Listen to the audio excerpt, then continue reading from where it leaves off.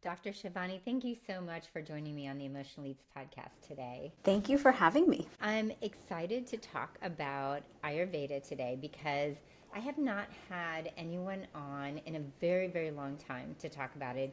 And I'm also really interested to learn something about you and your expertise in turmeric. So before we get started, though, I would love for you to think about what would you love for the listeners to walk away with today? What feelings, what empowerments, what would you love them to walk away with today?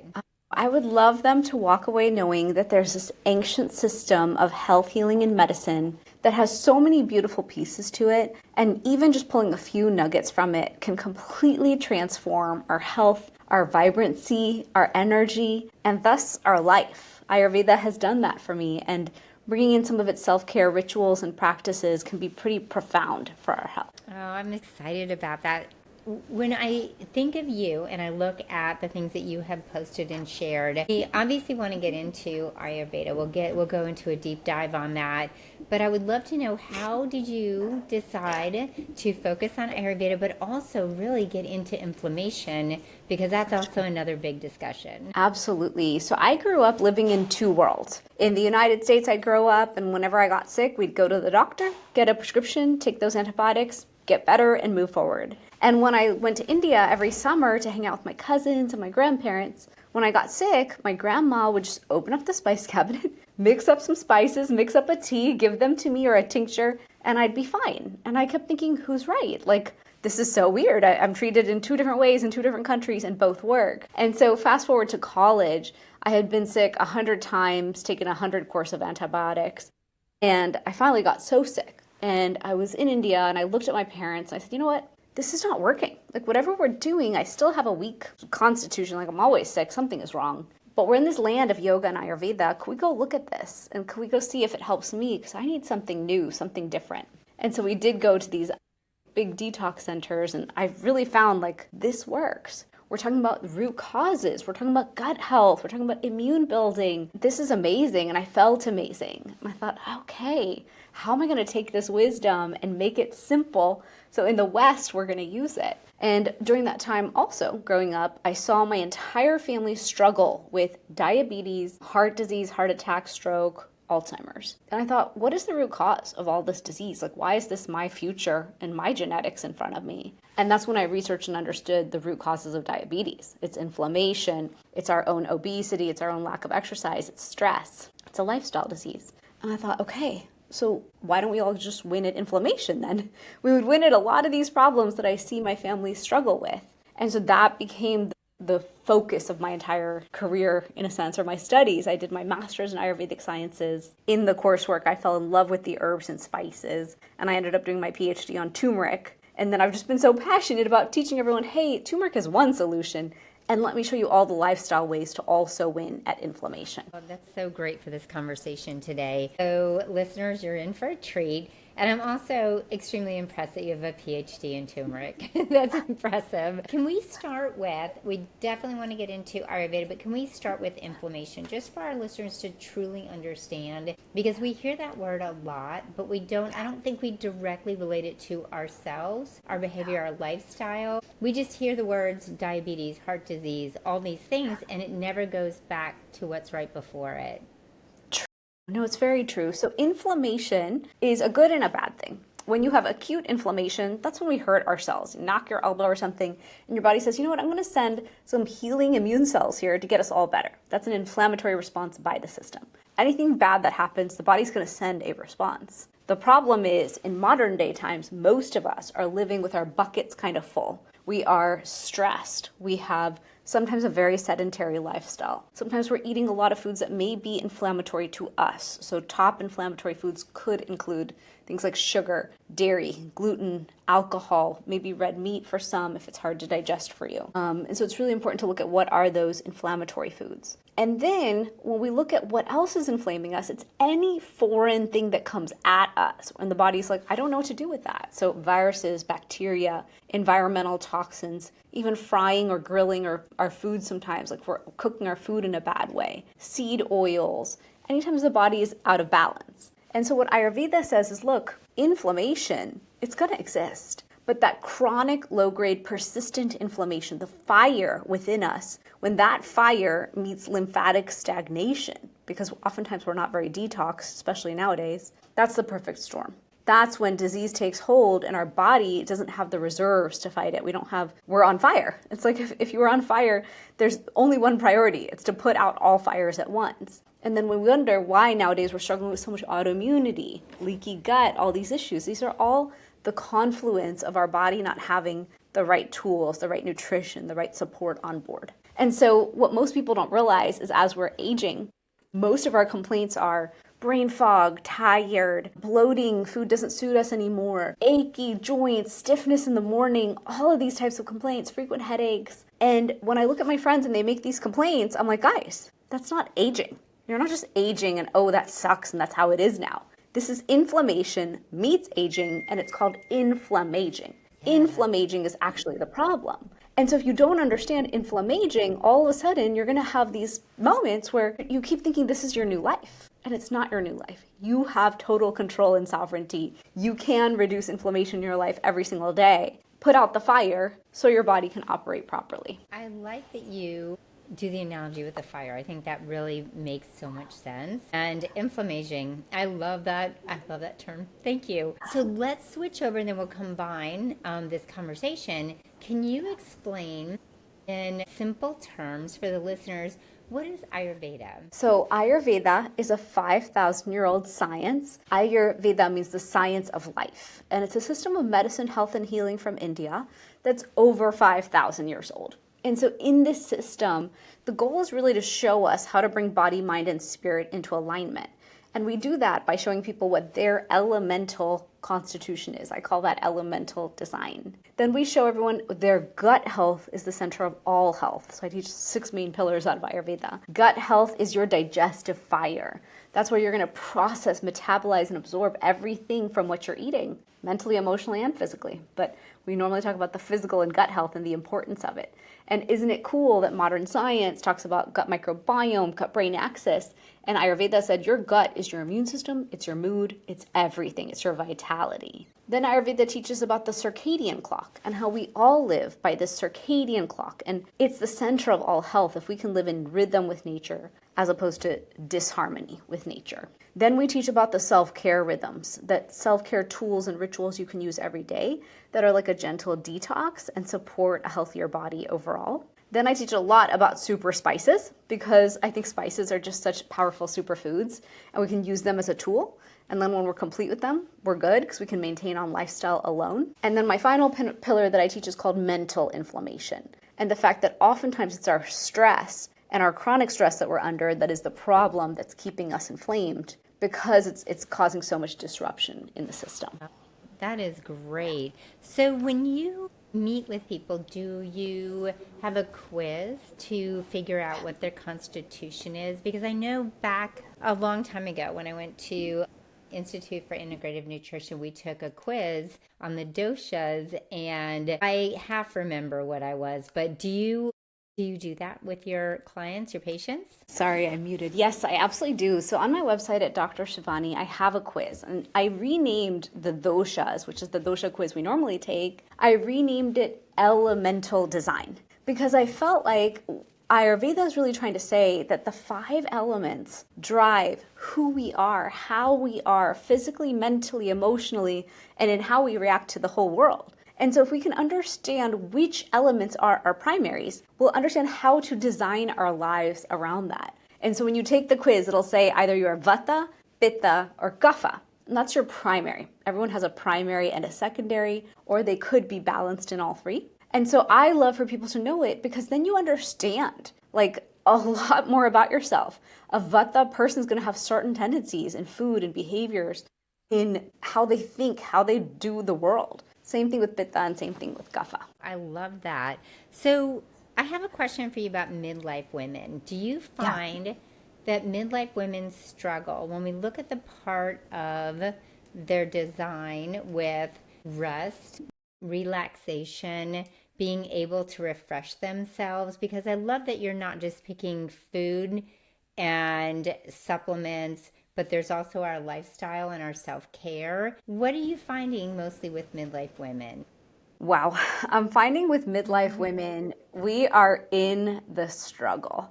It is a lot to manage, a lot to deal with. We've got midlife women who are raising teenagers while going through perimenopause. I'm one of those. It's quite a journey of I was patience. too at the time. Yeah. Then you've got midlife women who are about to have children. And so that's a whole interesting moment of like perimenopause meets children and how are you going to navigate that energy wise? It's a lot to have kids. There's obviously women who don't have kids and aren't managing that, but we've got maybe we're the sandwich generation. We're dealing with loved ones on elder side, maybe we're dealing with loved ones on younger side. So it's a lot.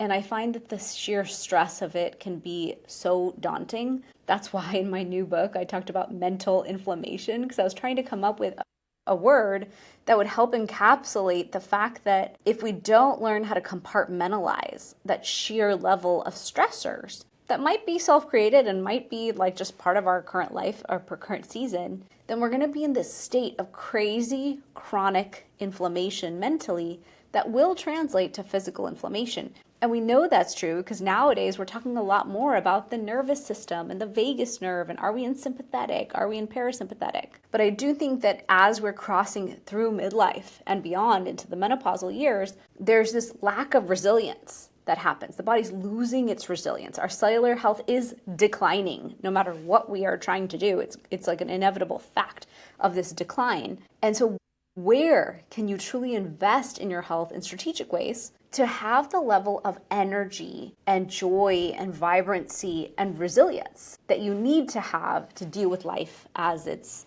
waves come at you? And so for myself, that looks like a lot of self-care. It's a big commitment to exercise and walking because that's where I process all my thoughts and emotions. So I take what I call a circadian walk in the morning, circadian walk in the evening. Wherever I can walk, I walk. I try to stay very committed to my workouts. I try to stay very committed to eating well. But in this age now, instead of depleting meals, which might have been something I could get away with in my 30s, or meals lacking in nutrient value, now I'm like, no, honey, it's called sprouts on top. It's called order those ready-to-go salads that make you joyful. It's have the piece of gluten-free toast with butter and Parmesan. Like, you need to fit love and nourishment and wholeness into the meals. Otherwise, in my case, I'll be looking and seeking for something to kind of fill the anxiety level. Like, even talking about it almost makes my eye tick. The level of stress that midlife can be. So yeah. Yes. Thank you we're going to park on that for a second. Two things. Thank you for using the word resilience because I think so many of us, I'm postmenopausal, evening out. I only have one of four kids at home. I see it now. I'm on the other side. I can see everything you're talking about like it was yesterday. I feel it like it was yesterday. And, so the resilience, it is a survival mode for a while until we find the tools that you are offering people to work through that. Love the walking. I found the same thing. I'm processing everything. And then you doing it with the circadian, it's just we're getting that sunlight and we're coming down at the end of the day. I love that. Working out. And we'll get into more of these details. But my favorite thing you said, because you know we talk so much about emotional eating on this podcast, is we have been in a culture of diet restriction and really being kind of mean to ourselves around food. And to bring the love back into nourishment and allow ourselves to not only, we want to eat well, and that's so understood, and we can even get into those details, but bringing back that comfort, though, that comfort and that love and that really safety in food. And I would love for you to talk a little bit more about that. You don't have to be super specific, but maybe what are some of the things that would make you happy to watch women bring into their daily nutrition? For sure. You know, in high school, I struggled with an eating disorder. And since then, I have tried my hardest to be a really balanced eater. And now at 45, I'm having one of those moments where my functional medicine team and I have studied so much about my body. They're like, this is a lot of deficiencies. What are you eating over there? You look like you eat so healthy. You're so obsessed with the food, but we think you're being too restrictive still. And that's with like a mindset of I need to be in total nutrition. I need to eat the rainbow. So it's funny. The way I teach it is eat the rainbow, eat for nutrient density, eat for the circadian clock, eat seasonally, and eat for nourishment. And then also eat for your elemental design constitution. And even I myself will fall into these traps of, okay, it's a busy season. I just got to eat what I'm supposed to eat. And I'll eat very mono diets, like eggs, salads, lentils, and vegetables. I need fiber, I need protein, all those perimenopause rules we come up with. But what I try to do is really acknowledge every day, because usually by evening is when I'm hungry, I'm so tired, and I just want something that makes me happy. I'm like, okay, where is it that you can eat a food that will make you satisfied? Because I find sometimes we're just lacking satisfaction, and either it's the taste, we're not hitting like the taste we want. Sometimes we're not hitting the mouthfeel we want, because we want like a salty, crunchy. In my case, I want everything salty, crunchy, and spicy. And so I will make sure, like, okay, I'm gonna eat healthy, what I consider healthy, but I'm also gonna give myself a little something, because if I don't, I know what's gonna happen. I'm gonna keep seeking whatever it is I'm seeking, and I'm gonna keep going. It's gonna be like the chocolate, dark chocolate, it'll be the hunks, it'll be I can keep going. And one thing that's interesting from Ayurveda is we teach that when you're reaching for sweet food, it's because you're trying to calm down anxiety. You're trying to cool down that pitta fire of like stress, or that vata anxiety energy. And so I learned when my kids were littler that when we used to fight, if my kids would not listen, and we were having these huge fights when they were little, I would go straight from fighting into the pantry. And I'd be looking for something to calm down the energy. And I was like, wait a minute, from an Ayurvedic perspective, you're just looking for sweet because it's cooling on the inside. What else can you have that's sweet? So I started keeping Greek yogurt with blueberries ready. I started keeping coconut water yet ready. Like, there's a lot of snacks you can have on hand that cause a cooling effect in the system without it being straight up sugar. Because in my case, I teach about inflammation. I don't want sugar to be my go-to all the time. It's okay to have, but not daily in my case, not with my genetics and everything. So that's where I like to talk to people about, like, when are you reaching for something and why? And can you take a pause, just like a 1-second pause? I do this every time I reach for dark chocolate. I'm like, why? Is it because you're stressed? Is it because you're fighting with the kids? Is it because today's a bad day? Like, just know the reasoning. Totally fine to have it. But could you instead have a cup of tea first? Could you instead go for a walk first? What is it you can do first before you do the thing? And then just see, do you still need the thing? I think that's such wise advice. And it's true. I feel like the sweets we are calming. And it can be everything. It could be that further root cause, the loneliness, the grief, the sadness, the procrastination, everything, anxiety. So I do appreciate that. And it's funny, that's my go-to. There are two things, because they're textured, chocolate and peanut butter. Yeah. Two things.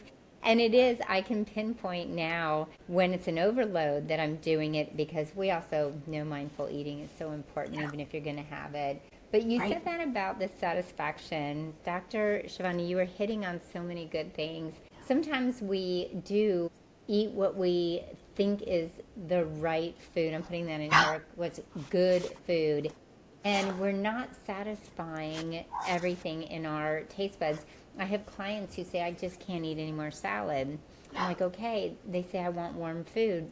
That's what you want. That's what your body's asking for, is warm food. Heat your vegetables up. It's okay. And so I love that you said that, because satisfaction, we don't feel like we are strong or have willpower if we give in to satisfaction. And that's really not the case. That's a version of self-care. So good. I was going to ask you too about when you are trying to break that cycle of emotional eating and you're in Ayurvedic medicine, are there any herbs or supplements that you feel might be helpful for people?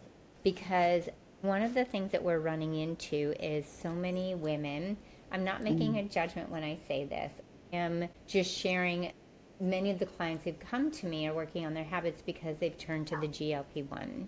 Sure. And just wondering if there are natural ways that you're feeling that might help them through their struggles if they choose not to do the shot or the oral version. Sure. Yeah, it's a tough road. Right now it seems like the ultimate magic pill, the easy solution. Everyone's like, should I do it? Should I not? Why?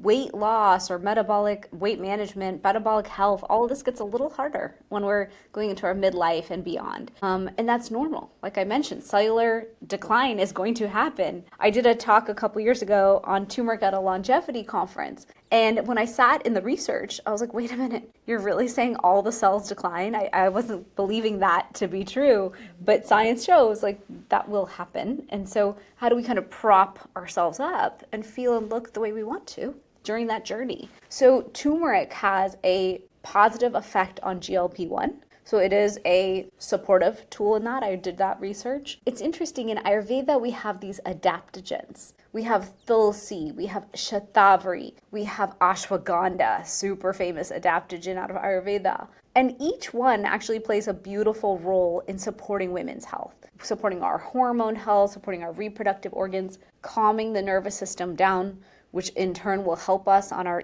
eating journeys or emotional eating journeys. And so I lean into adaptogens heavily. And earlier when I mentioned those 3 constitutions, it's interesting because each one will reach for food in a different way. A vata person is likely actually going to skip meals all day long and survive on snacks and stuff and then get really hungry at the end of the day. But a vata person needs 3 grounding meals a day. And so I try to work with those women and say, look, don't skip breakfast. You're not meant for the big fast. Let's customize to your element being mostly air and ether. You're like a ceiling fan or a tornado. You're constantly in motion.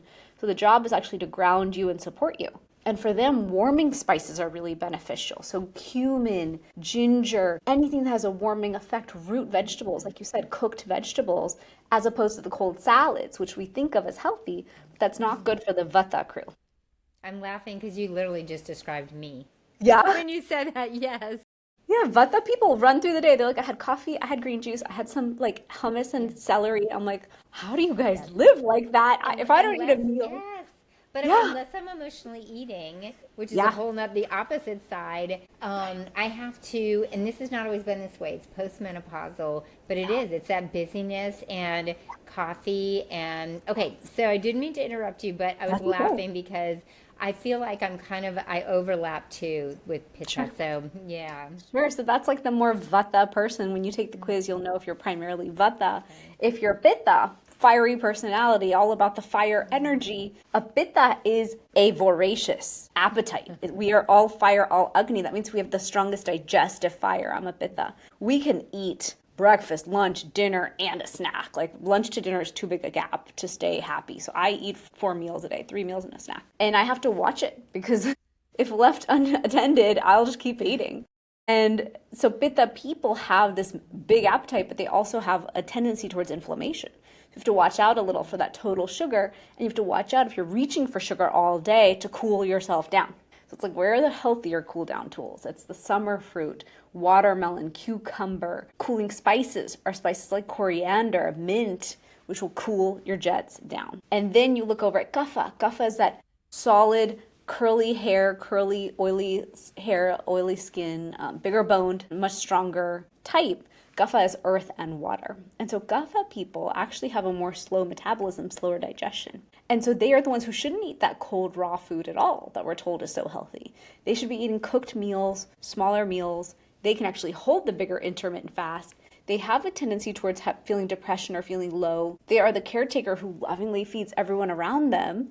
They have that sluggish metabolism. So actually they need to eat in a more deliberate way and will tend towards emotional eating, because that's actually like the mood of them is like, you're feeling like sad, you're going to eat, right? So it's interesting when you customize better for the dosha, you come to understand why certain types of people reach for food in the ways that they do. And then you're able to kind of coach them on like, hey, you're more this way, you're going to reach for food in this way. You're more pitta, you'll reach for it in this way. You're more kapha, you'll reach for it in that way. Let's support what you reach for. I love that. And we'll come back to turmeric and the adaptogens, but the reason why I was laughing too is I live in Florida, so it's very hot here.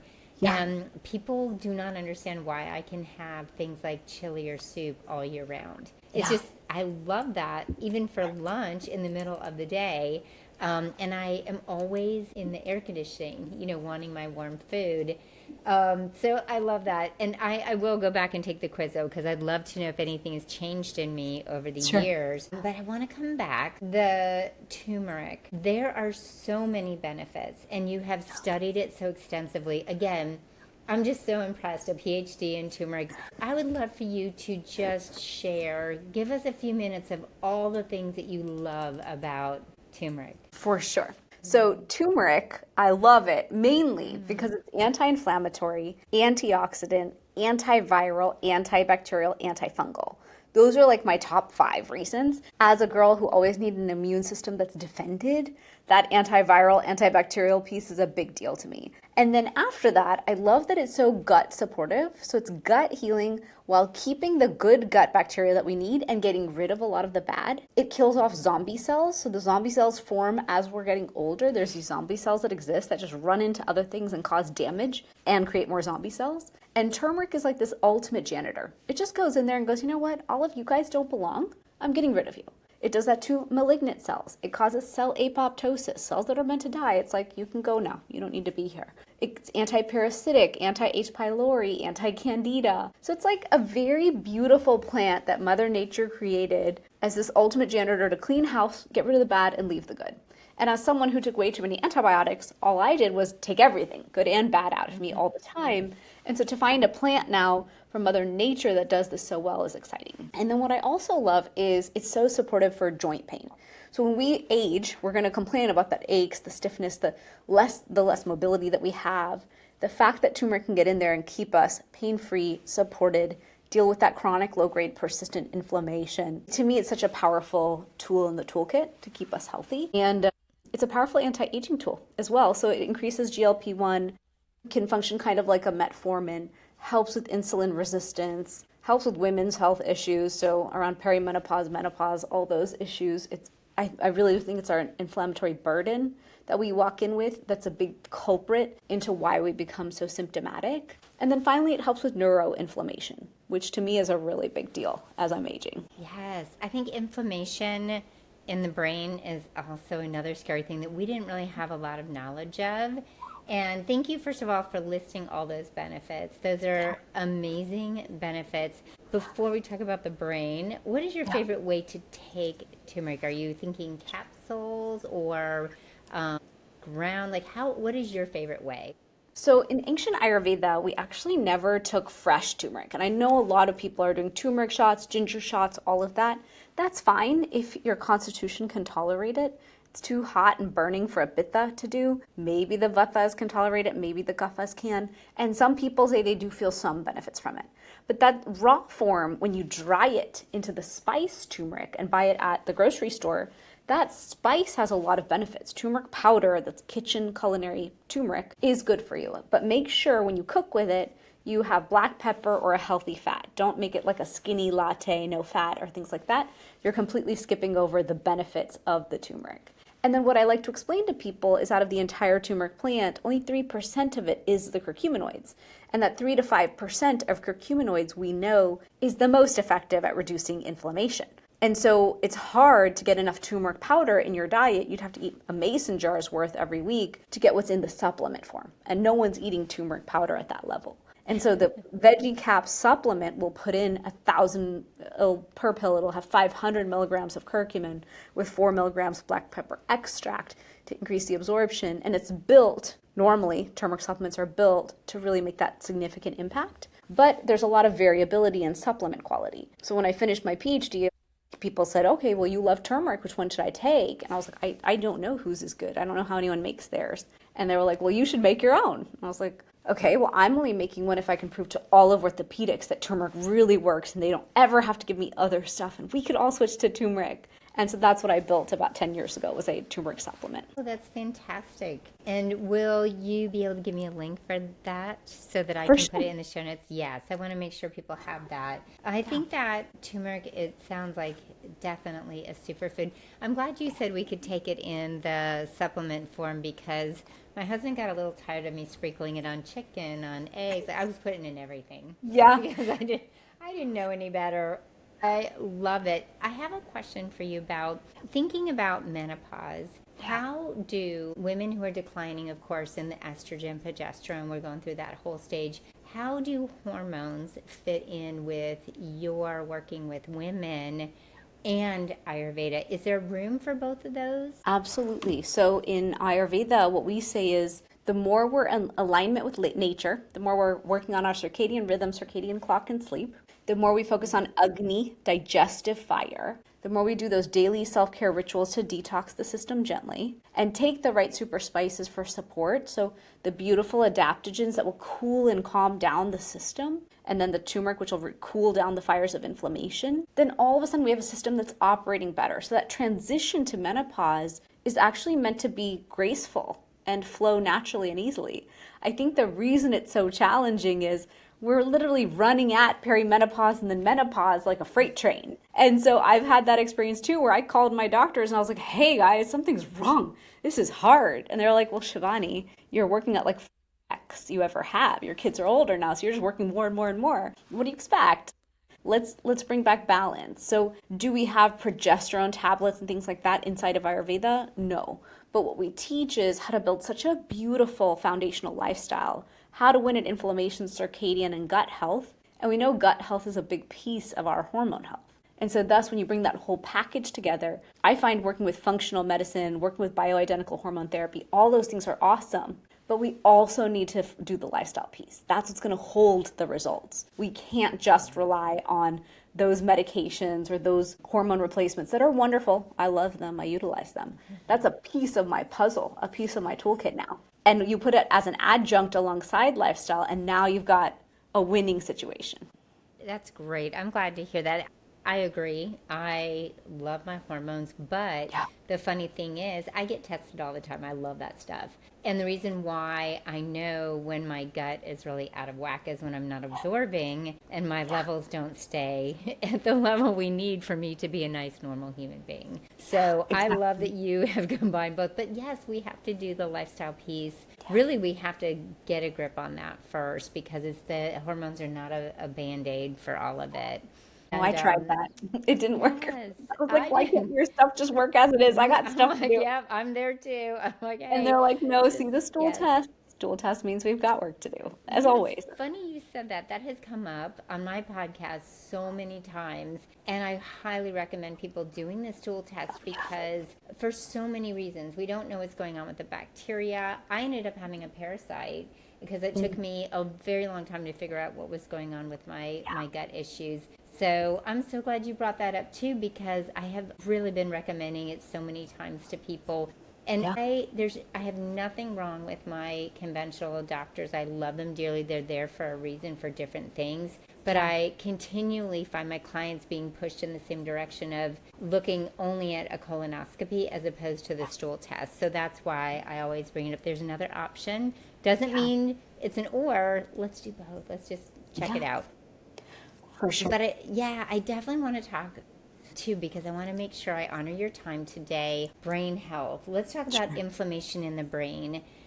And how is this related to dementia and Alzheimer's? So neurocognitive disease is on the rise, whether it shows up as dementia, Alzheimer's, Parkinson's, or anything else. And I recently spoke on an Alzheimer's summit. So I did a lot of research on turmeric for Alzheimer's. And I was impressed with the science. I always love when I do the new deep dives because science evolves so fast.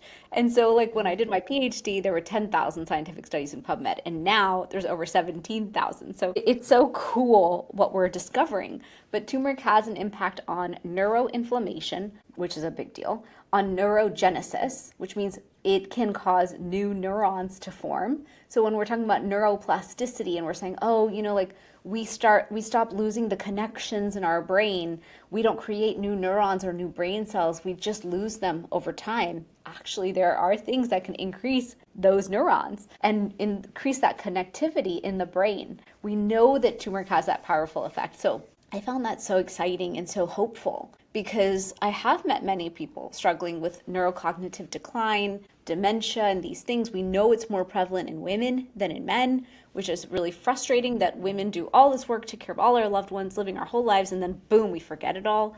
So it just seems like a horrific situation to me. And I'm really excited about teaching everyone, look, we have to deal with inflammation. Inflammation is the root cause of this. we have to focus on metabolic health, because if we are all insulin resistant or struggling with obesity, which is the majority of us in the United States, we're gonna have more inflammation on board. Like, this is a cycle. You're inflamed, it's hard to lose weight. You have a little bit of obesity, a little bit of extra weight on the body, you're inflamed. You're just in this catch-22, which is frustrating. And then you move into this topic of neuroinflammation and what it means for us, and that's a big deal. So I just want everyone to know we have power here. We have a choice. It's not that we have a choice. We have the ability to make really good choices, and the continual stack of those good choices is a truly preventive lifestyle plan. And the result will be only good at the end for our last 20, 30 years of life. Wow, so good. Dr. Shivani, what did I not ask you about today that we should talk about? I would just say my biggest wish for everyone is to know that vibrant health is something we can build each and every day. And we all go through hard seasons sometimes. It could be a hard work season, a hard personal life season, hard health seasons where we take a left turn with our health that we might not be happy about. But we have this opportunity to right that ship, turn that ship around, and build the health we want. And Ayurveda is one beautiful toolkit to help you get there. By doing these lifestyle tools that I've mentioned today, and start really stacking up an awareness of your elemental design with your circadian rhythm, with your gut health, with your self-care, you can create this vibration and this level of joy and this level of energy that you had, that you crave. I have the full faith that you can have it again. That's beautiful. What a perfect way to round this out. Please tell everyone where we can find you. And I'd also love it if you would talk about your cookbook and the detox challenge. Awesome. Okay, so my website is shivanigupta.com, my name, SHIVANI GUPTA. And on my website, I have an anti-inflammatory cookbook, and I'll give it to you for the show notes. And I have a 7-day inflammation challenge, and that's a really simple way to get started. It's 7 videos over 7 days, little habits, little shifts, but I have done that challenge many times myself just to like get it and apply it into my own life again and again, season after season, and it creates huge shifts for you. And those are both free on the website. And then you'll see my supplement company on there, and I made a special code, Emotional Eats, will give everyone 15% off. Oh, that's wonderful. Thank you so much. So I will put all of that also in the show notes to make sure it's really easy for all of you to go in and click on. Dr. Shivani, thank you, first of all, for your bright personality, your loving way of sharing this with everyone. I appreciate it, but you are giving us some really good information, education, and kind of bringing us back to nature. And I appreciate that. Thank you. Thank you. Thanks for having me. Thank you. And everyone, listeners, please make sure you nourish your entire life and give yourself grace today.